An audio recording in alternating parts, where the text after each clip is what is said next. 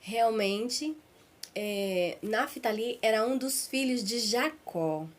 Era um dos filhos de Jacó. Então, todos os meus irmãos e a tribo de Naftali, porque veio da geração dos filhos de Jacó, então surgiu as tribos, né? Então isso tudo bate. Então, todos os meus irmãos e a tribo de Naftali ofereciam sacrifício ao bezerro que Jeroboão, rei de Israel, tinha colocado em Dan, na região montanhosa da Galileia. Muitas vezes eu era o único a ir em peregrinação a Jerusalém, por ocasião das festas, a fim de cumprir a lei perpétua que abriga todo o Israel. Eu corria a Jerusalém com o primeiro produto da lavoura e a primeira cria dos animais, com o dízimo do gado e a primeira lã das ovelhas. Bem, o que eu tenho para falar aqui nesse versículo, acho 6 aqui, que ele fazia a entrega para Deus das primícias, primícias, tudo que é primeiro. Então, o primeiro animal, a primeira colheita. Então, ele corria, Tobit corria para entregar para Deus. Então, tudo isso bate. Até agora eu não estou vendo nada que não seja inspirado por Deus, porque o jejum é inspirado por Deus, a primícia, o dízimo, né, as primícias, é tudo inspiração de Deus, né? Isso aconteceu a outros também na Bíblia, né? Não foi só aqui em Tobit. Então eu acho que até então, para mim, Vanessa, tá ok. Vamos continuar. E os entregava ao sacerdote as primícias, né? Que naquela época era as lavouras, né? Toda a primícia do gado e etc. Filhos de Arão para o altar. Então ele pegava as primícias, vamos voltar aqui no 6, ó. Muitas vezes eu era o único a ir em peregrinação a Jerusalém por ocasião das festas, a fim de cumprir a lei perpétua que abriga todo Israel. Eu corria a Jerusalém com os primeiros produtos da lavoura e as primeiras crias dos animais, com o dízimo do gado e a primícia da lã das ovelhas. Olha só, ele estava cumprindo a lei que era perpétua na vida dos israelitas. Então, até então, ok.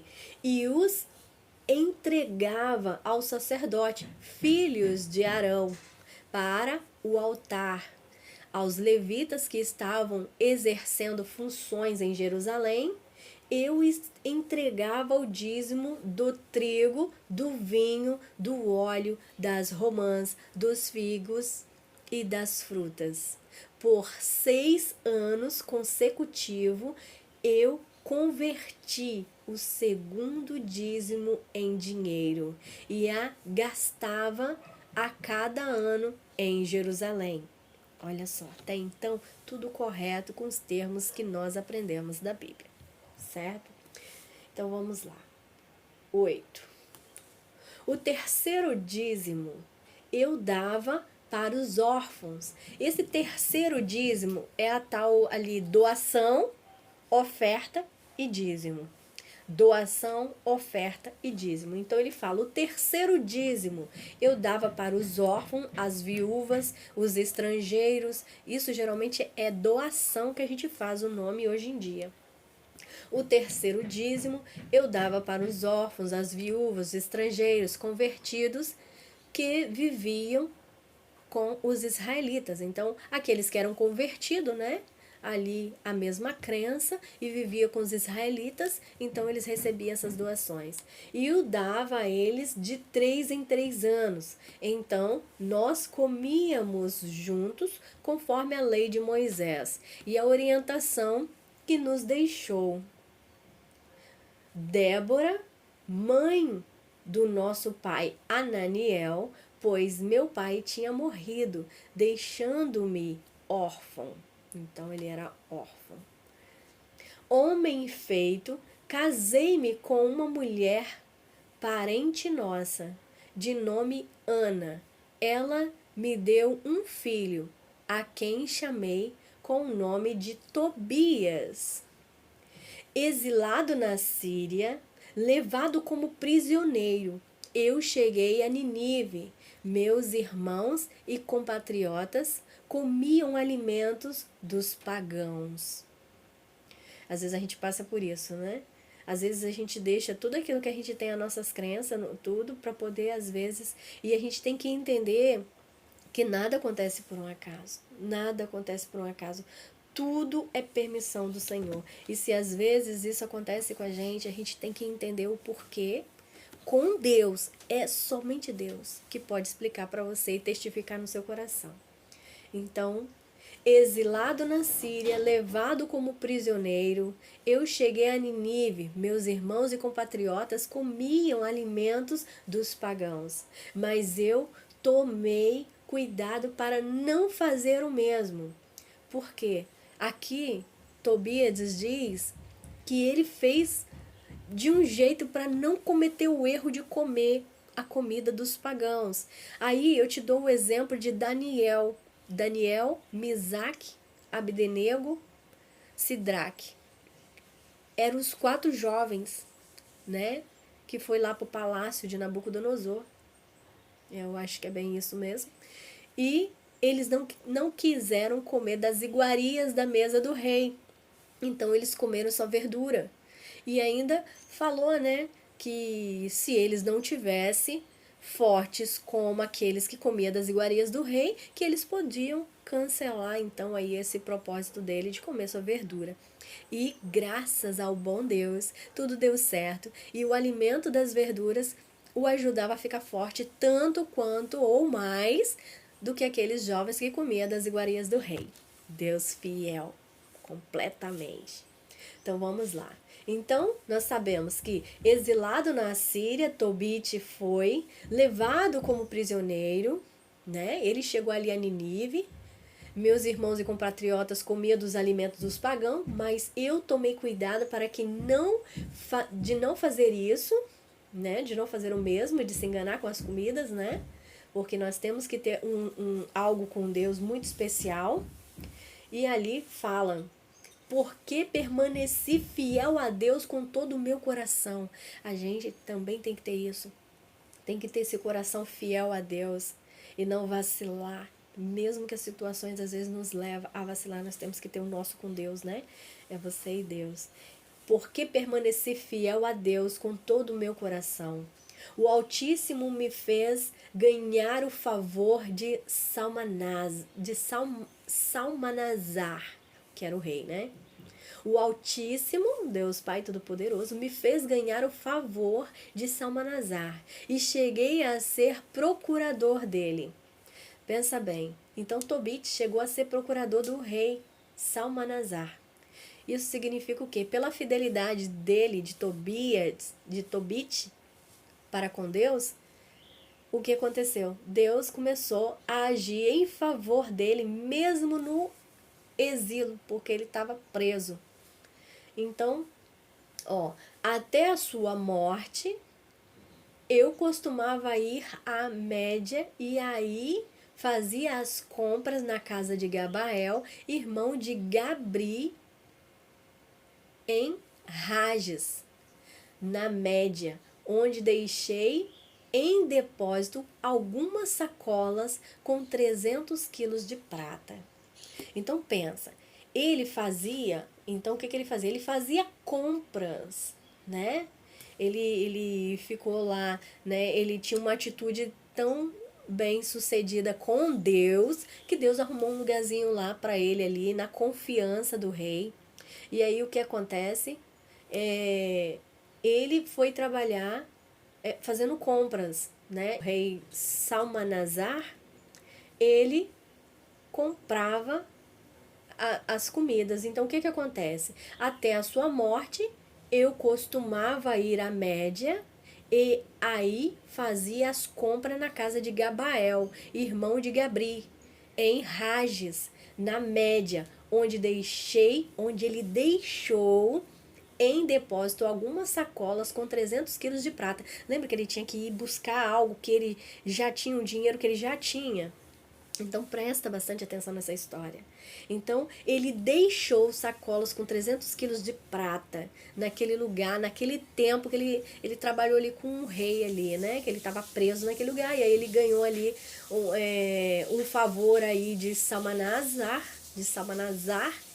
e começou ali a fazer compra. E aí ele conseguiu essas sacolas e deixou lá, né? Na casa de Gabael, irmão de Gabri, em Rages, na Média, né? Então ele deixou esse dinheiro lá. Então aqui diz assim: depois Salmanazar morreu e seu filho Senaqueribe lhe sucedeu no trono. Os caminhos para a Média foram fechados e eu não pude mais viajar para lá. Pensa bem, enquanto Salmanazar estava no controle, o que aconteceu? Ele iria ir e vir, ia e voltava.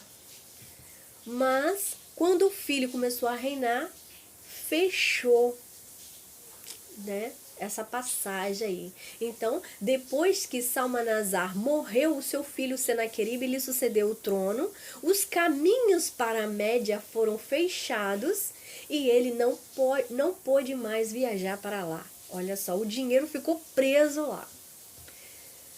No tempo de Salmanazar, dei muitas esmolas aos meus compatriotas. No tempo de Salmanazar, dei muita esmola aos meus compatriotas. Eu dava o meu próprio alimento para os que estavam com fome, roupa aos que estavam mal vestidos. E quando via o cadáver de um compatriota jogado fora das muralhas de Ninive, eu o enterrava. Também sepultei os que Senaqueribe matou, quando voltou fugindo da Judéia, por ocasião do castigo que o rei dos céus lhe complicou por causa da blasfêmia que ele dizia. Então, teve um momento que esse rei foi punido também por Deus. Nessa ocasião, enfurecido, ele matou muitos israelitas. Então, nessa ocasião, o rei, muito enfurecido, o que acontece? Ele mata muitos israelitas. Então, para você ver que esse rei, que levou ele como preso, e ele depois conseguiu a confiança dele, né? Mas Deus foi lá e mexeu os pauzinhos e, como sempre ele faz, né? A árvore que não der bom fruto é dissipada fora. Então, nessa ocasião, enfurecido, ele matou muitos israelitas, porque ele achou que Deus ia... Deus estava trazendo coisas ruins para ele. Ele foi se vingar em cima dos israelitas, porque sabe que era o povo de Deus. Então, esse rei se vingou, né, dos israelitas, por causa que ele achou que ia afetar Deus, né? Eu recolhia os corpos às escondidas e os enterrava. Isso quem fazia era quem? Tobit. Ele pegava os corpos escondidos e enterrava. Senaqueribe mandava procurá-los, mas não encontrava. Então Senaqueribe lá, né? O filho lá de... que eu esqueço o nome. O filho de Salmanazar. Então, Salmanazar, o filho Senaqueribe, matava lá e Tobit enterrava e aí não achavam corpos nenhum, né? Vamos ver o que acontece aqui. No 21 que nós estamos, né? Não se passaram 40 dias, deixa eu ver se é aqui mesmo.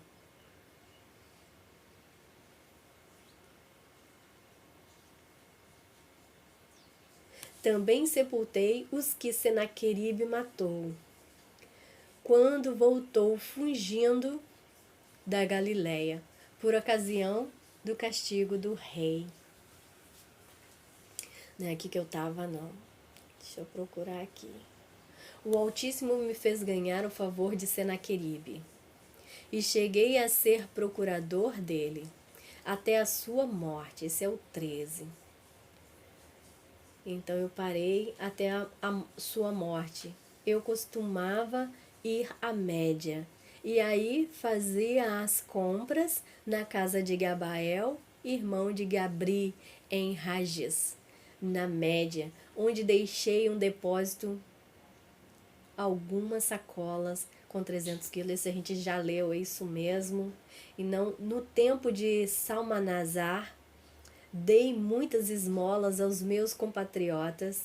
Eu dava o meu próprio alimento para os que estavam com fome, roupas aos que estavam mal vestidos, e quando via cadáveres de alguns compatriotas jogado fora das muralhas de Nínive, eu o enterrava.